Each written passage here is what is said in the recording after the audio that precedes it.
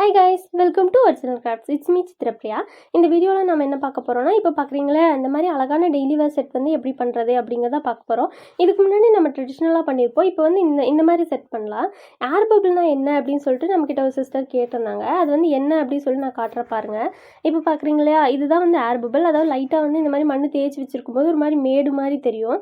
அதுதான் வந்து நம்ம ஏர் பபிள்னு சொல்லுவோம். இது எப்படி வந்துட்டு எடுத்துட்டு நம்ம எப்படி வந்து இதை பண்ணலாம் அப்படிங்கிறத பார்க்கலாம். இந்த ஏர் பபிள் இருக்கிறனால என்ன பிரச்சனை, நம்மளோட ஜுவல்லரி வந்து பிரேக் ஆகும். அதுக்கப்புறம் நீங்கள் வந்து பேக் பண்ணி எடுத்துட்டிங்கன்னா அதுக்கப்புறம் கடைசியில் அதில் வந்து சின்ன சின்னதாக கிராக் விழுகும். மேலே வந்து லைட்டாக இந்த துரு பிடிச்சா பொறிஞ்சிரும் இல்லையா, அந்த மாதிரி வரும். அதுக்காக என்ன பண்ணணும்னா அதில் வந்து சின்னதாக வந்துட்டு குத்தி விட்டுட்டு அதை மேலே நல்லா வச்சு ரோல் பண்ணி எடுத்துக்கோங்க.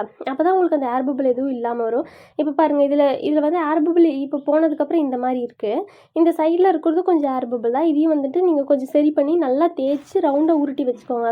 ஏன்னா நம்ம எந்த அளவுக்கு நிறையா தேய்க்கிறோமோ அப்போ தான் வந்துட்டு நம்மளுக்கு இந்த ஏர் பபிள்ஸ் எல்லாம் எதுவும் இல்லாமல் கரெக்டாக வரும். அதுக்காக தான். இப்போ பார்த்தீங்கன்னா நான் வந்துட்டு ஒரு இலை வச்சுக்கிறேன்.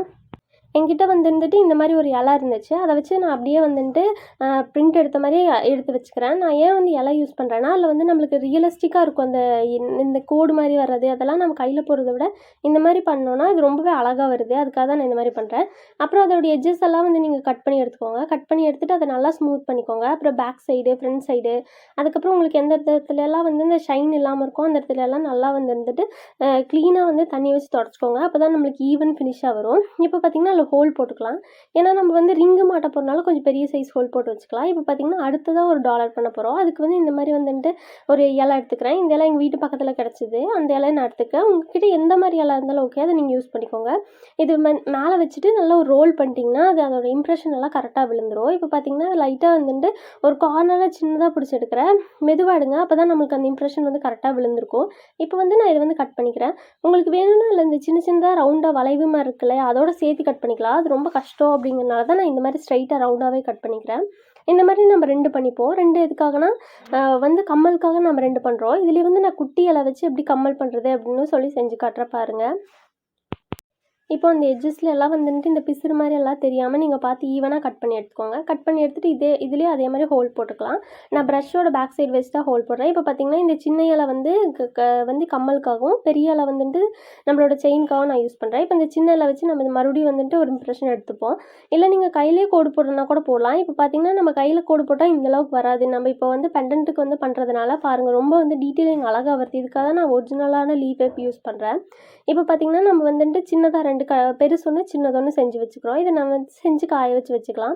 இப்போ அடுத்து பார்த்தீங்கன்னா நான் வந்து ஒரு பேப்பரில் வந்து இந்த மாதிரி கட் பண்ணியிருக்கேன். ஒரு சின்னதாக வந்துட்டு ஒரு இந்த மேப்பிள் லீஃப் சொல்லுவாங்க இல்லையா, அந்த மாதிரி பண்ணுறதுக்காக நான் கட் பண்ணியிருக்கேன். இப்போ வந்து சின்னதாக வந்துட்டு அதை மேலே அப்படியே ஒட்டிக்கலாம். நம்ம அட்டையிலலாம் ஒட்டினீங்கன்னா வந்து கொஞ்சம் நகரும். அதே பேப்பர் இருந்துச்சுன்னு வச்சுக்கோங்களேன், நம்ம அந்த எண்ணெய் தேய்க்கும் போது அதில் வந்து அப்படியே நல்லாவே ஒட்டிக்கும். அந்த மாதிரி வந்து பேப்பர் வச்சுட்டு இப்போ சைடில் உங்களுக்கு எந்தெந்த இதுலலாம் கரெக்டாக ஷேப் வேணுமோ அதுக்கேற்ற மாதிரி கட் பண்ணிக்கோங்க. எனக்கு இந்த ஷீட் வந்து ரொம்ப யூஸ்ஃபுல்லாக இருக்கும். அதனால தான் நான் இந்த ஷீட் யூஸ் பண்ணுறேன். இப்போ பார்த்தீங்கன்னா அந்த சைடில் வந்துட்டு சின்னதாக வந்து ஒன்று கம்மலுக்காக நான் பண்ணி வச்சுருக்கேன், இன்னொன்று டாலருக்காக. இந்த கம்மலுக்கு பண்ணது இன்னொன்று நம்ம எக்ஸ்ட்ரா எடுத்துக்கலாம். இப்போ பார்த்தீங்கன்னா இதை கட் பண்ணி எடுத்துகிட்டு இதை மெதுவாக வந்துட்டு அந்த பேப்பர் மட்டும் நம்ம பிரித்து எடுத்துக்கலாம். இல்லை உங்களுக்கு சரியாக வரலன்னா கூட பிரச்சனை இல்லை, காஞ்சதுக்கப்புறம் பேப்பர் மட்டும் தனியாக வந்துடும். இப்போ பார்த்தீங்கன்னா நம்ம மேலே இருக்கிறதெல்லாம் பிரித்து எடுத்துகிட்டு இல்லை வந்து அதே ஷீட் வச்சு நான் சின்ன சின்னதாக கோடு போட்டுக்கிறேன். உங்களுக்கு எந்த ஷேப்பில் கோடு போடணுமோ அந்த மாதிரி போட்டுக்கோங்க. இல்லை இதே ஷேப்பில் உங்களுக்கு இலை கிடச்சிது அப்படிங்கும்போது நான் முன்னாடி சொன்னேன் இல்லையா, அந்த மெத்தட் மாதிரியே அந்த சின்ன இலையில வச்சு இது மாதிரி கட் பண்ணி எடுத்துக்கலாம். நீங்கள் இந்த மாதிரி வந்து பண்ணுறதை விட ஒரிஜினலான இலை உங்களுக்கு இந்த ஷேப்பில் கிடச்சிதுன்னா ரொம்பவே நல்லாயிருக்கும் பண்ணுறதுக்கு. அந்த மாதிரி ட்ரை பண்ணி பாருங்கள். நான் வந்து இதில் சின்ன சின்னதாக கோடு போடுற மாதிரியே ஒரு லைன் மாதிரி டிசைன் மாதிரி போட்டுக்கிறேன். நீங்கள் வேணால் பெரிய சைஸ் கோடு ஒரு 2, 3 வேணால் போட்டுக்கலாம். இதுலேயே அதே மாதிரி வந்து நான் வந்து ரீஃபில் வச்சு நான் சின்னதாக ஓட்ட போட்டுக்கிறேன். நம்ம வந்து இதில் ரிங் தான் கனெக்ட் பண்ண போகிறோம். இப்போ பார்த்தீங்கன்னா அந்த செட்டு முடிஞ்சு. இப்போ அடுத்த செட் பண்ணலாம். இதுக்கு வந்து ஒரு ஸ்கொயர் ஷேப்பில் வந்துட்டு நீங்கள் கட் பண்ணி எடுத்துக்கோங்க. உங்களுக்கு வந்து ஸ்கொயராக இல்லாட்டி ரெக்டாங்கிள் எந்த ஷேப்பில் வேணால் கட் பண்ணலாம். நான் வந்து ரெக்டாங்கிள் ஷேப்பில் கட் பண்ணிக்கிறேன். இப்போ பார்த்தீங்கன்னா இந்த கார்னர்ஸ் எல்லாம் வந்து கொஞ்சம் வந்து நல்லா ஸ்மூத் ஆகிற மாதிரி வந்து கொஞ்சம் எந்த அளவுக்கு உங்களுக்கு ஷேப் கரெக்டாக வேணுங்கிற அளவுக்கு அந்த மாதிரி கட் பண்ணி எடுத்துக்கோங்க. இப்போ பாருங்கள், நான் வந்துட்டு சரி ஓகே ஃபஸ்ட்டு ஸ்கொயர் பண்ணலான்னு தான் நினச்சேன். சரி அதுக்கப்புறம் ரெக்டாங்கிள் நல்லாயிருக்கும் அப்படின்னு தோணுனால ரெக்டாங்கிள் பண்ணுறேன். இப்போ வந்து உங்களுக்கு அந்த எட்ஜஸ் எல்லாம் வந்து ஸ்மூத்தாக இல்லை, அப்புறம் கார்னர் வந்து சரியாக இல்லை அப்படின்னு தோணுச்சுன்னா நீங்கள் வேறு மாதிரி வேணுனாலும் கட் பண்ணிக்கலாம். இப்போ பார்த்தீங்கன்னா, இதில வந்து நான் சின்ன சின்னதா வந்து கோடு மாரி டிசைன் போட்டுக்கிறேன். நீங்களும் வந்து உங்களுக்கு புடிச்ச மாரி போட்டுக்கோங்க. ஒண்ணு வந்து ஸ்ட்ரெயிட்டா போட்ட மாரி, இன்னொரு கோடு வந்து ஆப்போசிட்ல போட்ட மாரி போடுறேன். இப்போ பாருங்க, இந்த மாரி தான். இப்போ வந்து இதில சென்டர்ல வந்து ஸ்ட்ரெயிட்டா கோடு வர மாரி போட்டுக்கலாம். உங்களுக்கு உங்களோட ஐடியா தான். இதில வந்து நீங்க எப்படி வேணாலும் லைன் போடலாம். ஸ்ட்ரெயிட் லைனாவும் போட்டுக்கலாம். இல்ல கிராஸ் லைன் மட்டுமே வேணாலும் போட்டுக்கலாம். இல்ல நான் பண்ற இந்த டிசைன் பிடிச்சிருந்தா இத ட்ரை பண்ணி பாருங்க. இப்போ பார்த்தீங்கன்னா, இதில வந்து நான் இந்த மாரி கோடு போட்டேன். கோடு போட்டு இந்த மாரி லைன் போடும்போது தப்பா இருந்துச்சுனாலும் கவலைப்படாதீங்க. நம்ம வந்து லைட்டா தண்ணி தொட்டு அந்த இடத்த மட்டும் லைட்டா தொடச்சு எடுத்தீங்கன்னா சரியாயிரும். இப்போ பார்த்தீங்கன்னா, இந்த மாரி வந்து ஒரு கிறிஸ் கிராஸா வந்து நான் இந்த மாரி நெறைய கோடு போட்டுக்கிறேன். உங்களுக்கும் வந்து எப்படி பிடிக்குதோ அந்த மாரிலாம் லைன் போட்டுக்கோங்க. இப்ப பார்த்தீங்கன்னா, நான் இந்த இந்த சென்டர்ல வந்துட்டு கோடு போட்டு முடிச்சுட்டேன். இப்ப இந்த கார்னர்ல வந்துட்டு சரி நம்ம இதுக்கும் வந்து சைட்ல அதே மாரி லைன் போட்டுறலாம் அப்படின்னு சொல்லி நான் அதுக்கும் அதே மாரி லைன் போட்டுக்கிறேன். உங்களுக்கு வந்து இந்த மாரி லைன் போட்டுட்டு இல்ல வந்து ஏதாவது டிசைன் வந்து சென்டர்ல வைக்கிறதா இருந்தாலும் வச்சுக்கலாம். ஏதாவது ஃப்ளவர் ஷேப்ல அந்த மாரி கூட வச்சுக்கலாம். இப்ப பார்த்தீங்கன்னா, நான் சென்டர்ல வந்துட்டு கட் பண்ணி எடுத்துக்கிறேன். ஒரு ட்ரையாங்கிள் மாரி வந்து கட் பண்ணி எடுத்துக்கிறேன். இது எதுக்காகனா, அது கீழ வந்து நம்ம கனெக்ட் பண்ணுவோம். இப்ப பாருங்க, இதுல வந்து ஒரு ஹோல் ஐபின் வச்சு அந்த ஹோல் போட்டு அது வந்து கொஞ்சம் நல்லா இப்படி வந்து சுத்தி விட்டீங்கன்னா, அந்த ஹோல் வந்து கொஞ்சம் பெருசாயிரும். இப்ப லைட்டா அத பிரஸ் பண்ணிட்டு நீங்க வேணா அது வந்து டீட்டெயிலிங் கரெக்ட்டா தெரியல அப்படிங்கும்போது திரும்ப இன்னும் கொஞ்சம் கோடு போட்டுக்கலாம். இப்ப பாருங்க, இத வந்து நல்லா ஸ்மூத் பண்ணி விட்டுக்கிறேன் எல்லா சைடும். நல்லா ஸ்மூத் பண்ணி வச்சுட்டு அத காய வச்சுக்கலாம். இப்ப பார்த்தீங்கன்னா, அடுத்து வந்து நம்ம ரவுண்ட் ஷேப் வந்து கட் பண்ணிக்கிறோம். என்கிட்ட இந்த மாரி ஒரு மூடி இருந்துச்சு. அத வச்சு நான் கட் பண்ணிக்கிறேன். இப்ப பார்த்தீங்கன்னா, நம்ம அந்த கம்மலுக்கு எடுத்தோம் இல்லையா, அதே குட்டி இல எடுத்துக்கிறேன். அதிலேயே வந்துட்டு இம்ப்ரெஷன் 2 இல எடுத்துக்கலாம். ஏன்னா 2 கம்மல் பண்ண போறோம் அப்படிங்கிறனால. இப்ப வந்து இது எதுக்காக இவ்வளோ ரவுண்ட் கட் பண்ணேன்னா, நம்மளுக்கு வந்து ஒண்ணு வந்து ரவுண்டு கரெக்ட்டா இல்லாட்டி இன்னொன்னு கரெக்ட்டா யூஸ் ஆகும் இல்லையா, அதுக்காக தான் நான் நெறைய ரவுண்டு போட்டு கட் பண்ணி வச்சிருக்கேன்.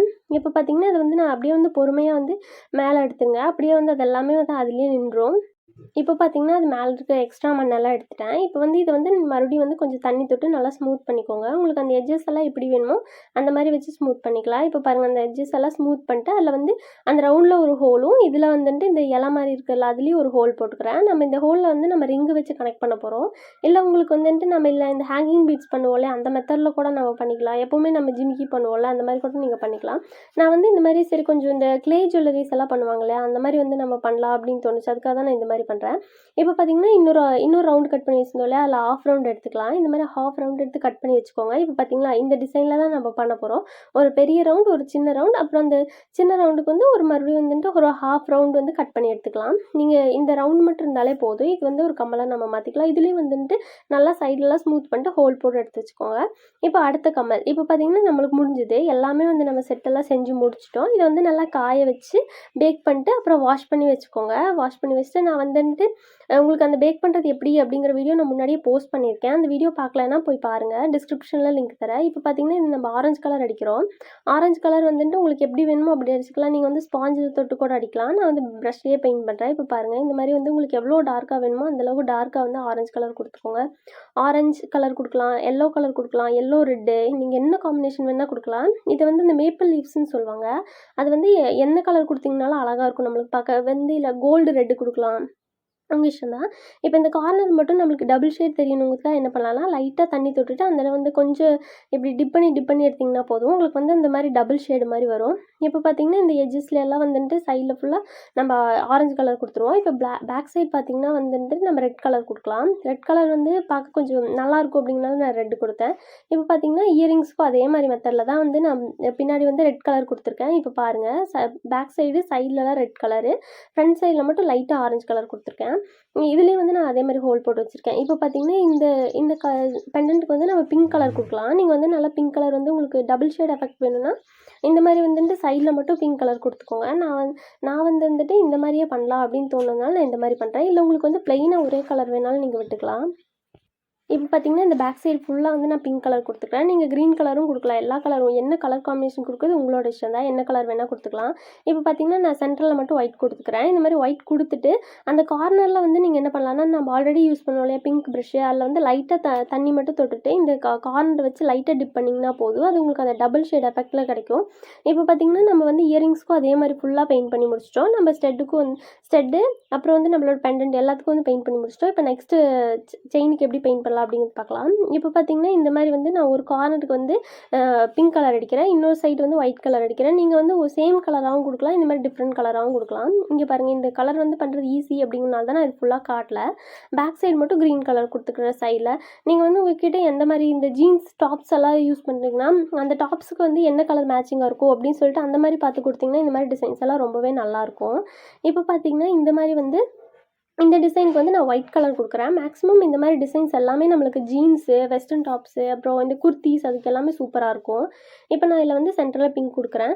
இப்போ உங்ககிட்ட ஒயிட் பிங்க் டாப் இருக்குது அப்படின்னா, நீங்கள் ஒயிட் பிங்க் இந்த டிசைனில் வந்துட்டு போட்டிங்கன்னா ரொம்பவே நல்லாயிருக்கும். நீங்கள் இதில் வந்து பீட்ஸ் ஆட் பண்ணியும் வந்து பண்ணலாம். பீட்ஸ் இல்லாமல் வெறும் வந்து பெண்டன்ட் மட்டும் போடுற மாதிரி பண்ணலாம். நம்ம இஷ்டம் தான்.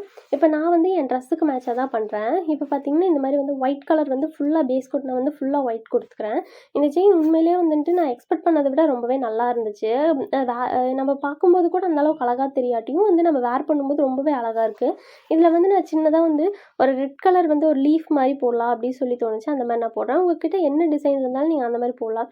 இல்லாட்டி நீங்கள் வந்து இதை பேப்பர் கட் பண்ணலாம். பேப்பர் கட் பண்ணிவிட்டு இதே மாதிரி டிசைனில் வந்து நீங்கள் பேப்பரில் வந்துட்டு கட் பண்ணிவிட்டு அதை வந்து அப்படியே வச்சு இதில் வந்து லைட்டாக பெயிண்ட் பண்ணிங்கன்னா போதும். அதே ஷேப்பில் வந்து விழும். கரெக்டாக பெயிண்ட் பண்ண முடியல, எனக்கு பெயிண்ட் பண்ண வர மாட்டேங்குது அப்படிங்கிறவங்க அந்த மாதிரி ட்ரை பண்ணி பார்க்கலாம்.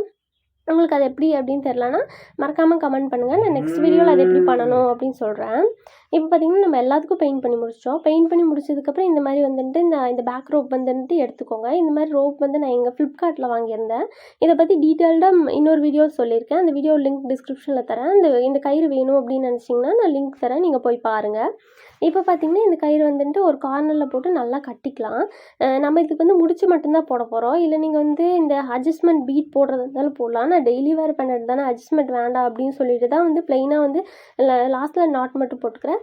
உங்களுக்கு தோணுச்சுன்னா வேணும்னா அட்ஜஸ்ட்மெண்ட் பீட் போட்டுக்கலாம். இப்போ பாருங்கள், அந்த கார்னரில் நல்லா முடிச்சு போட்டு டைட் பண்ணி விட்டுருங்க. இதே மாதிரி நம்ம எல்லாத்துக்கும் வந்து போட்டு முடிச்சிடலாம். இப்போ பார்த்திங்கன்னா நம்ம இந்த ரிங்கு மட்டும் வந்து கனெக்ட் பண்ண வேண்டியது இருக்குது. நம்ம ஹோல் போட்டிருக்கோம் இல்லையா, ஹோல் போட்டோம்னா நான் ரிங்கு கனெக்ட் பண்ணிக்கலாம். அதுக்கப்புறம் வந்துட்டு இன்னொன்று வந்து அந்த கயிறு மட்டும் போட்டால் முடிஞ்சு நம்மளோட செட் வந்து கம்ப்ளீட் ஆயிரும். இப்போ பார்த்திங்கன்னா இந்த ரிங்கை வந்து இந்த நல்லா விரித்து விட்டுட்டு அதில் வந்துட்டு நம்ம 2 டாலரையும் போட்டு கனெக்ட் பண்ணி நல்லா டைட்டாக க்ளோஸ் பண்ணி விட்டுக்கலாம். இப்படி பண்ணிங்கனாலே போதும், அது நல்லா ஸ்ட்ராங்காக இருக்கும்.